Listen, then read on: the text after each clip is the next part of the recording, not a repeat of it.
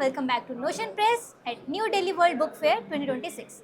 आज हमारे साथ है mister Raj Sharma, author of Kuch Tera Kuch Mera एहसास।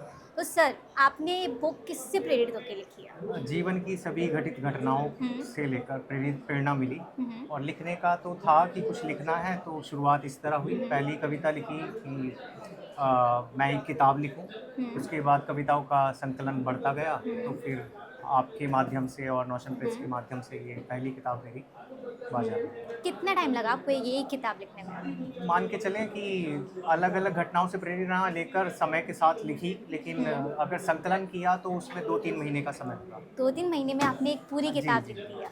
इसमें से कोई एक ऐसी आपकी पसंदीदा जी कविता जी जो आप जी सुनाना जी चाहेंगे? बिल्कुल। जिनको रहबर समझ रहे थे उन्होंने ही घरों के उजाले छीन लिए। अन्नदाता जिन्हें कहा जा रहा था उन्होंने ही मुंह के निवाले छीन लिए। तो आपने अपनी किताब लिखने से पहले कोई और किताबें पढ़ी थी क्या? हाँ, बहुत सारी राहत इंदौरी साहब की या बहुत सारे हम्म, शायरों की, कवियों की अ, किताबें मैंने पढ़ी। तो जिनसे मुझे प्रेरणा मिली कि अपने जीवन का जो भी अनुभव है अगर हम काव्य के रूप में प्रस्तुत कर हम्म, पाएँ तो वो आगे आने वाली पीढ़ी के लिए कुछ ना कुछ अनुभव हम्म। दे सकती है। तो आप इसके बाद अब कोई नई किताब भी लिखने वाले हैं? जी, कोशिश है।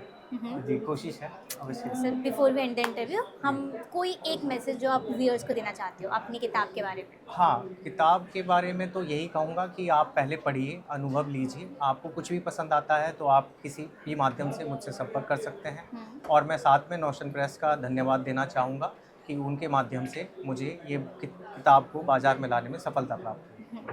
तो ये धन्यवाद। थे author Ravi of Kuch Tera Kuch Mera Ehsaas. Thank you so much जी, फॉर जी। Being an author. Okay, thank you. Congratulation. जी, थैंक यू।